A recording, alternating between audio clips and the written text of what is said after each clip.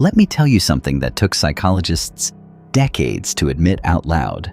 Every single person who has ever manipulated you, controlled you, played you like a chess piece, made you feel like you were losing your mind, every narcissist, every emotional predator, every person who made you feel small just by walking into a room, all of them are terrified. Not of you, not of getting caught, not of consequences. They are terrified of something far more specific.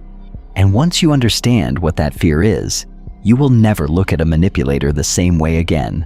Stay with me, because what I'm about to show you changes everything. Think about the most controlling person you have ever known. Maybe it was a partner, maybe a parent, maybe a colleague who seemed untouchable, always 2 steps ahead, always completely calm while you were the one falling apart. What did they look like on the surface? Confident, in control, unaffected, like nothing could touch them. Now here is what the research actually says. Studies in personality psychology, conducted across multiple universities between the early 1990s and 2019, consistently found that people who score highest on what psychologists call the Dark Triad, that combination of Machiavellianism, narcissism, and psychopathy, also report significantly higher levels of anxiety, chronic stress, and an obsessive need to monitor and control their environment. They are not calm, they are performing calm. And they are performing it for a very specific reason. So what is the fear? It is not failure. It is not pain. It is not even death. It is this: the fear of being seen as they truly are and being rejected for it. Let that sink in for a second. Every manipulation tactic you have ever experienced, the gaslighting, the silent treatment, the charm that disappeared the moment they got what they wanted, every single one of those tactics had one purpose: to prevent you from seeing them clearly. Niccolo Machiavelli wrote in the 16th century, in private letters he never intended for the public, that the most dangerous man is not the one who attacks openly. It is the one who cannot afford to be seen. He was not writing about strategy. He was describing a psychology, a wound, a person so deeply convinced that their real self is fundamentally unacceptable that they spend their entire life constructing a version of themselves that others will accept, fear, or need. Control is not their strength. Control is their survival mechanism. Now here is where it gets psychologically fascinating and dangerous if you do not understand it. Because this fear does not make the manipulator weak, it makes them more precise. Think of it this way: when you are genuinely confident, you can afford to be wrong. You can lose an argument. You can let someone see your doubt. You can sit with uncertainty and still feel like yourself. But when your entire identity is built on a performance, when the mask is not something you wear, but something you are, any crack becomes a catastrophe. This is why manipulators escalate over things that seem meaningless. This is why they cannot simply walk away from a conflict that does not matter. This is why they remember every small slight, sometimes years later, with a precision that feels obsessive. Because it is obsessive. Every single interaction is filtered through one silent question: does this make me look weak? Does this reveal me? And here is the cruel irony: the more they fear being seen, the more visible that fear becomes. To everyone except themselves. So why does any of this matter to you? Because understanding the fear behind the behavior is the single most powerful shift you can make when you are dealing with someone like this. Here is what most people do. They try to fight the tactics. They try to out-argue the gaslighter. They try to out-calm the person using silence as a weapon. They go looking for logic in behavior that was never built on logic in the first place. That is like trying to put out a fire by arguing with the smoke.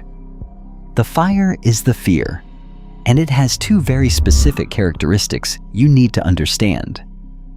First, it cannot be reasoned with. You cannot convince a person to stop being afraid by proving that their fear is irrational. especially when their entire personality has been built around managing that fear for decades. Second, and this is the one that will change how you move through every future interaction, it is consistent. Fear, unlike tactics, never changes.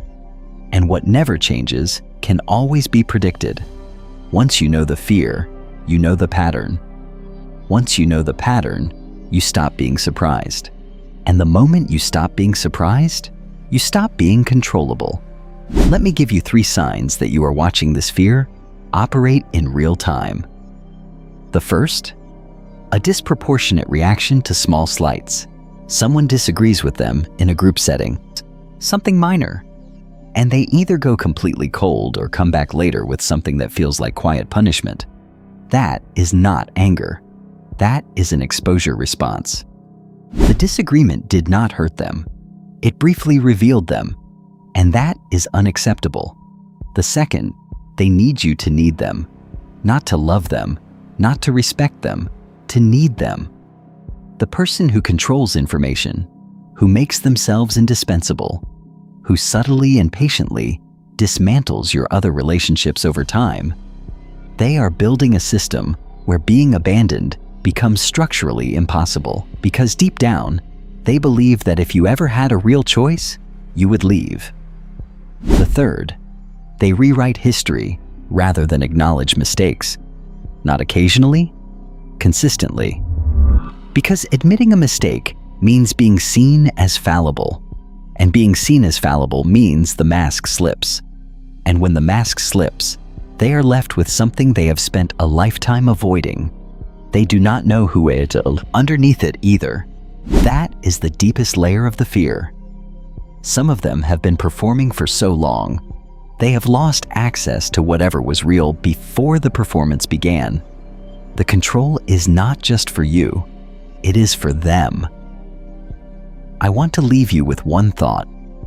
The next time you encounter someone who makes you feel off balance, who makes you doubt your own perception, who leaves every room slightly more tense than they found it, do not ask, "What is wrong with me?"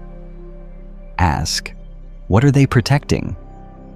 Because behind every mask of control, there is a person who made a decision, perhaps very early in life, that the world was not safe enough to be real in. That is not an excuse. It is never an excuse. But it is an explanation. And explanations give you power that confusion never will. If this gave you something real, share it with someone who needs it, not to expose anyone, but because understanding the psychology of fear is one of the most protective things a person can carry. And if you want to go deeper into why certain personalities develop this way, why the fear eventually becomes the personality, that is exactly what we are covering next. I will see you there.